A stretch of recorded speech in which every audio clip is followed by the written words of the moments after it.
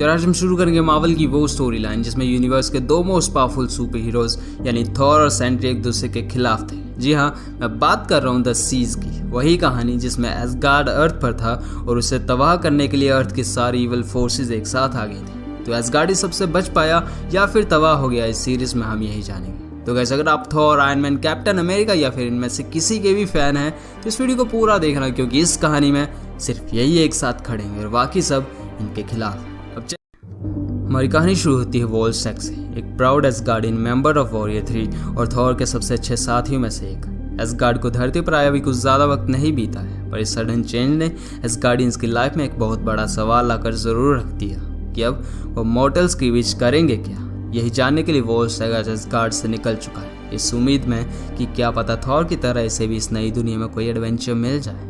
एक नई जगह एडजस्ट होने के लिए वोल्स्टैक का ये सब सोचना जायज़ था, पर थॉर की तरह वो इस दुनिया के तौर तरीके नहीं जानता। वो नहीं जानता कि इंसानों की असली फितरत क्या है और उनका माइंड कितना लॉस्ट और इविल है। लेकिन इससे भी बढ़कर वोल्स्टैक को कोई अंदाज़ा नहीं है कि उसकी पावर जब अनलीश होगी तो मॉर्टल्स का क्या हाल होगा। शिकागो में ये शाम का टाइम था, पुलिस की कई गाड़ियाँ दो चोरों का पीछा कर रही थी। इस वक्त इन दोनों के दिमाग में सिर्फ यही चला हुआ था कि कैसे पुलिस से जान बचाकर भागा जाए। ये सिचुएशन अब टोटली आउट ऑफ कंट्रोल थी। इसी प्रेशर में वो पुलिस पर फायर करने लगे, पर गैस तभी वो चोर कुछ देखकर हैरान रह गए। ये वोल्स्टैक था जिसके हाथ में उसकी स्वॉर्ड अटैक करने के लिए रेडी थी, और फिर एक स्ट्राइक के साथ उन चोरों की वैन दो हिस्सों में और बूम, एक ब्लास्ट के साथ चेज खत्म।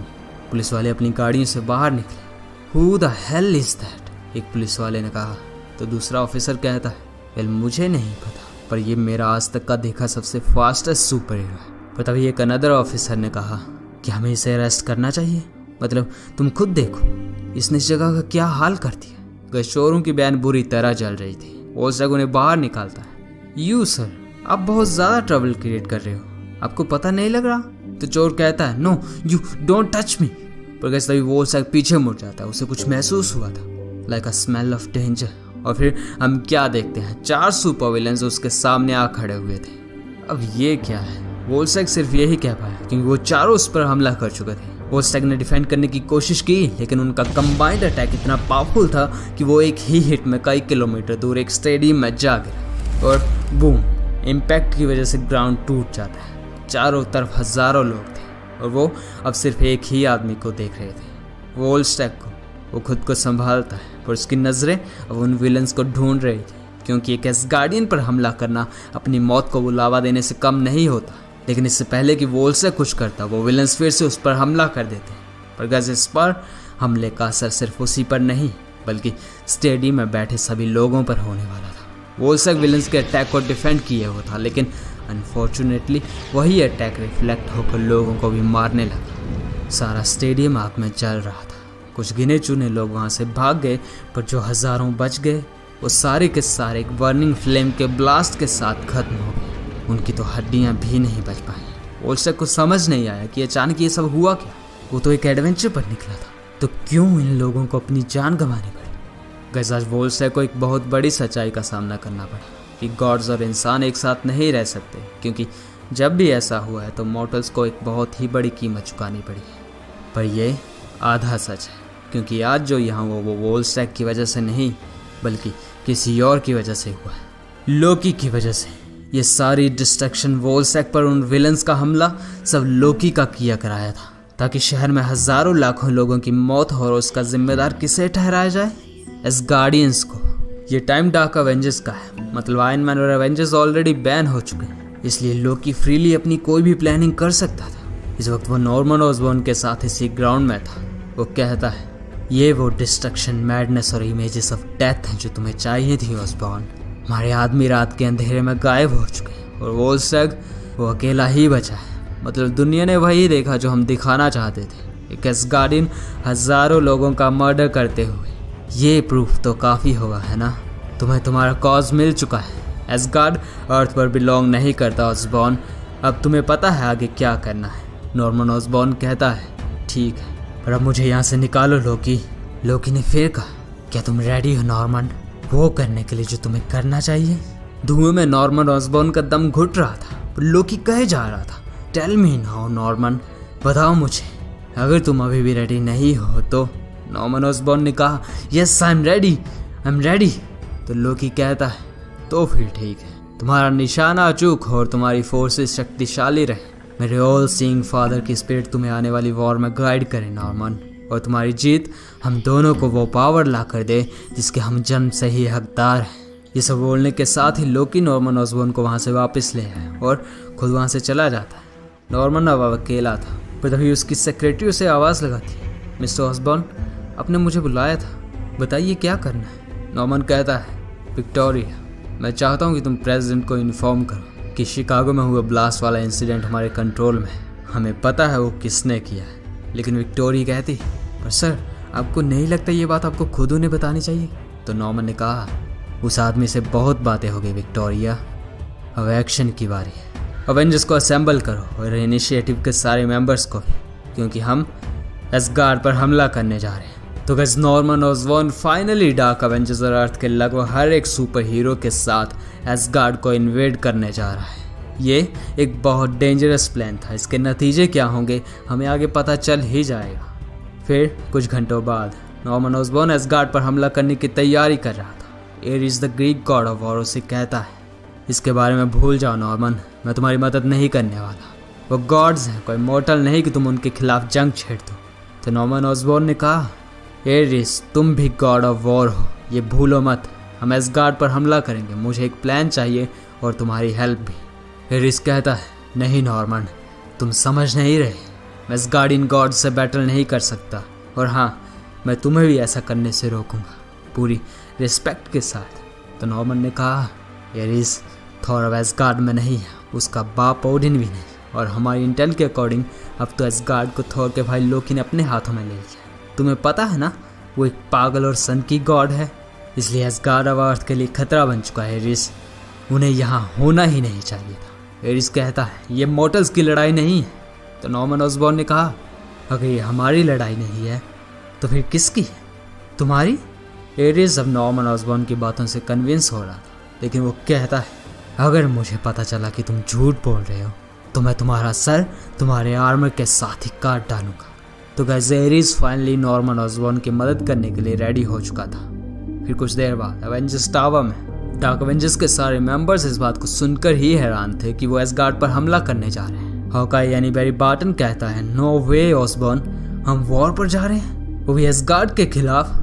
हमारी ये डील नहीं हुई थी, this wasn't the deal we have signed for. तो नॉर्मन ऑसबॉर्न ने कहा, तुम डील की बात कर रहे हो? डील ये थी कि तुम वो करोगे जो मैं कहूँगा, क्योंकि इसके बदले तुम सबको उन जेलों से बाहर निकाला गया जहाँ तुम अपनी पूरी जिंदगी सड़ते रहते। तुम्हें एवेंजर्स बनने का मौका मिल रहा है या न्यूयॉर्क सिटी में रहने का मौका। तो हॉकाई कहता है, एक सुपर हीरो बनना एक अलग बात है, पर थॉर और उसकी फैमिली के अगेंस्ट जाना, ये अपनी मौत को बुलावा देने जैसा है। वेनम ने कहा, कि तुझे डर लग रहा है? तो हॉकाई कहता है, हाँ बुरी तरह, और सच कहूँ तो तुम सबको डरना चाहिए, क्योंकि जो कोई भी यहाँ एसगार्ड पर हमला करने की सोच रहा है वो या तो पागल हो चुका है या फिर अपनी ज़िंदगी से ऊब चुका है। तो नॉर्मन ने कहा, वेल तो फिर तुम्हारी मर्जी, अब मीटिंग यहीं ख़त्म होती है, जिसे यहाँ रहना है वो मेरे साथ आ सकता है, बाकी यहाँ से चले जाएं। ये बोलकर नॉर्मन भी वहाँ से चला गया। फिर एसगार्ड पर हमला करने के करीब 10 मिनट पहले एरिस सबको वॉर के लिए कॉल कर रहा था। वो कहता है, वॉरियर्स, हाँ यही मैं आज तुम सबको पुकारूंगा, क्योंकि जिस बैटल को तुम सब अंजाम देने जा रहे हो सिर्फ एक वॉरियर ही लड़ सकता है, चाहे तुम यहाँ आने के लिए ट्रेंड हुए हो या फिर तुम्हारी फेट्स तुम्हें यहाँ ले आई है। आज तुम्हें तुम्हारी असली पहचान का पता चलेगा, एक वॉरियर की पहचान। हाँ, हम एक माइटी दुश्मन का सामना करने जा रहे हैं, एक ऐसा दुश्मन जिससे लड़ने की हिम्मत शायद बहुत ही कम लोग रखते हैं, लेकिन हम उन्हें हराएंगे। हमें पता है कि हम किससे लड़ने जा रहे हैं, पर उन्हें नहीं पता, उन्हें कोई अंदाज़ा नहीं है कि तुम सब क्या कर सकने की ताकत रखते हो, पर मैं जानता हूँ, तुम जानते हो, और अब पूरी दुनिया जानेगी। दुनिया की नज़रें तुम सब पर होंगी। तो जाओ और इस तरह लड़ना कि हिस्ट्री खुद सदियों तक तुम्हारा नाम पुकारे। तो इस बैटल की शुरुआत हो चुकी है। उधर एसगार्ड में वाल्डर, थॉर का भाई और किंग ऑफ एसगार्ड अपने रूम में सोया हुआ था, पर तभी उसे कोई आवाज़ लगा था, वाल्डर, ब्रदर वाल्डर। वाल्डर नींद में से जागता है, पर उसने क्या देखा? ये लोकी था। लोकी ने कहा, आपकी ज़रूरत आ पड़ी माय किंग। वाल्डर कहता है, लोकी मैं ये बर्दाश्त नहीं करूँगा, तुम इस तरह अचानक मेरे सामने नहीं आ सकते। तो लोकी ने कहा, लिसन ब्रदर, सोल्जर्स को इकट्ठा कीजिए और सिटी के दरवाजों को बंद। वाल्डर कंफ्यूज था, तुम पागल हो क्या? पर तभी लोकी ने कहा, मिडगार्ड की फोर्सेस आपकी तरफ बढ़ रही हैं मेरे भाई। ये सुनते वाल्डर समझ जाता है कि एसगार्ड के बाहर कुछ तो ज़रूर हो रहा है। लोकी ने कहा, ये वोल्स्टेक की गलती है। कल रात शिकागो में उसकी वजह से कई हज़ारों लोग मारे गए। मोर्टल्स इस बात से बहुत गुस्सा है। मैं जानता हूँ उसने ये जानबूझकर नहीं किया होगा, पर माय किंग, अब वो मोर्टल नॉर्मन ऑसबॉर्न एक बहुत शक्तिशाली आर्मी के साथ यहाँ आ रहा है। मैंने उसे समझाने की कोशिश की लेकिन वो नहीं माना। प्रोग्रेस वाल्डर कहता है, तुम क्या गेम खेल रहे हो लोकी? तो लोकी ने कहा, मैं कोई गेम नहीं खेल रहा मेरे भाई, मैंने तो इस सबको रोकने की कोशिश की थी। ये सुनते ही वाल्डर अपनी स्वॉर्ड लोकी पर पिन कर देता है। वो समझ चुका था कि लोकी कोई खेल खेल रहा है। तुम क्या प्लान कर रहे हो लोकी? वाल्डर ने सिर्फ यही कहा। तो लोकी कहता है, अगर मैं तुम्हें धोखा देना चाहता तो मैं यहाँ क्यों आता? ये हमारे बारे में नहीं है, ये एसगार्ड के बारे में। तुम किंग और बैटल नजदीक है। उधर एसगार्ड के बाहर ब्रॉक्सन में कई न्यूज चैनल्स रिपोर्टिंग करने आ पहुंचे थे। वाल्डर लोकी को छोड़ देता है। उसने कहा, मुझे नहीं लगता मॉर्टल फोर्सेस किसी भी तरीके से हम गॉड्स के लिए कोई खतरा बन सकती है लोकी। प्रोग्रेस वाल्डर ने अभी ये कहा ही था कि तभी बूम, कोई बहुत पावरफुल चीज एसगार्ड से टकरा गई। सारा कैसल कांप जाता है। इवन कि लोकी और वाल्डर तक को संभलने के लिए आसपास की चीजों का सहारा लेना पड़ा। हमला हो चुका है और पहला अटैक किसी और ने नहीं बल्कि सेंट्री ने किया था। One of the most powerful man of the universe, जिसके पास 1 मिलियन एक्सप्लोडिंग सन्स की पावर थी। उसके पीछे डार्क एवेंजर्स के बाकी मेंबर, उनकी सारी आर्मी भी हमला कर देती है। हजारों फाइटर जेट्स इस वक्त एसगार्ड की दीवारों पर मिसाइल्स और बॉम्ब्स गिरा रहे थे। सब डिस्ट्रॉय होने लगा। ऐसा लग रहा था मानो एसगार्ड दोबारा खत्म हो जाएगा। पर तभी एसगार्ड की आर्मी डार्क एवेंजर्स के सामने आ खड़ी हुई। फेंड्रिल कहता है, लॉर्ड एरिस, ये आप क्या कर रहे हैं? तो एरिस ने कहा, इससे पहले कि तुम इन अच्छे लोगों को नुकसान पहुंचाओ, मैं तुम्हें रोक रहा हूँ फेंड्रिल। ये सुनते ही होगन कहता है, र्यूमर सच है भाई, ये भी अपने बाप ज्यूस की तरह पागल है।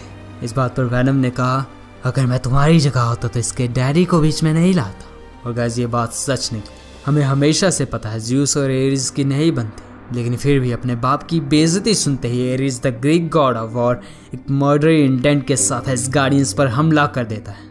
इसके बाद सारा एसगार्ड आग में जलने लगा और ये सब होते हुए मीडिया पूरी दुनिया को ये लाइव टेलीकास्ट कर रही थी। लोग कह रहे थे, होली शिट, मैंने कहा था ना कि एक दिन ऐसा जरूर होगा।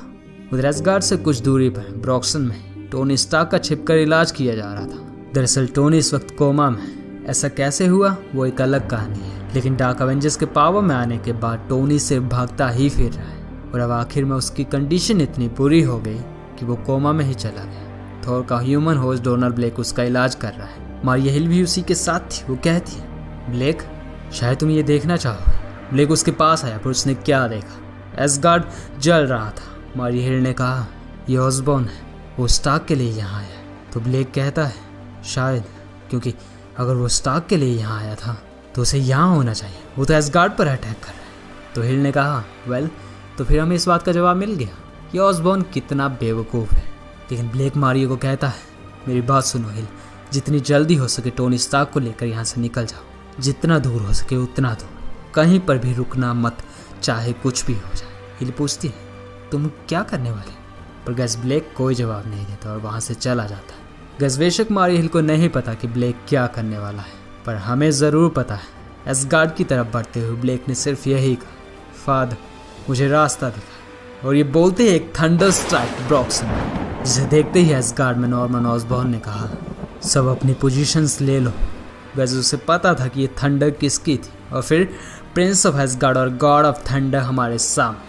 उसने डार्क एवेंजर्स पर म्योनिर से अपना एम ले लिया था। थॉर का सिर्फ एक पावरफुल वार ही इन सब की हिम्मत को तोड़ने के लिए काफ़ी होगा। मूनस्टोन कहती है, ये थॉर है, पर ऑसबॉर्न, तुमने कहा था ये यहाँ नहीं आएगा। नॉर्मन ने कहा, डरो मत, लड़ती रहो। तो मूनस्टोन कहती है, कैसी बात करे, ये थॉर है, कोई मजाक नहीं। पर फिर अचानक कोई चीज़ आई और थॉर को अपने साथ ले गई। थॉर एसगार्ड से बाहर जा गया। ये सेंट्री था, दुनिया का one of the most powerful super hero of God of thunder के अगेंस्ट है। सेंट्री दोबारा थॉर पर हमला करने लगा, बट अभी म्योनिर के एक ही बार से वो दूर जा गिरता है। थॉर ने कहा, ये क्या पागलपन है सेंट्री। लेकिन गाइस, इससे पहले कि थॉर को सेंट्री से कोई जवाब मिलता, डार्क एवेंजर्स उसके सामने आ पहुंचे। नॉर्मन ऑसबॉर्न कहता है, सभी अपनी पूरी ताकत से इस पर फायर करेंगे। इसे उठने मत देना। और कैसे बोलते हैं पावरफुल एनर्जी ब्लास्ट के साथ सारा ब्रॉक्सन हिल जाता है। ये बहुत बड़ा ब्लास्ट था, बिल्कुल एक न्यूक्लियर बॉम्ब की तरह। न्यूज़ चैनल्स इस इंसिडेंट को कवर कर रहे थे। थॉर अब जख्मी था। वो कहता है, तुमने हिम्मत भी कैसे की? नॉर्मन ऑसबॉर्न आया और थॉर को मारने लगा। हाँ, मैंने की हिम्मत तो क्या कर लोगे? डार्क एवेंजर्स के सारे मेंबर्स भी अब थॉर को मारने लगे थे। न्यूज़ में ये सब खबर हो रहा था। ये तस्वीर आप एसगार्ड से देख रहे हैं। द माइटी थॉर, उसे नॉर्मन ऑसबॉर्न और उसकी टीम ने कमज़ोर कर दिया है। ऑफिशियल्स के अकॉर्डिंग ये हमला लास्ट नाइट हुए शिकागो इंसिडेंट की जवाबी कार्रवाई थी। ये फुटेज आप लाइव देख रहे हैं और जी हाँ, हम देख सकते हैं कि थॉर अब डाउन है। I repeat, Thor has been taken down. Guys, क्या ऐसा सच में है? क्या थॉर सच में हार गया? हमें अभी नहीं पता, लेकिन ये सब होते हुए कैप्टन अमेरिका न्यूज़ में देख रहा था। क्या वो अवेंजर्स को लेकर थॉर की मदद करने आएगा? नेक्स्ट एपिसोड में हम यही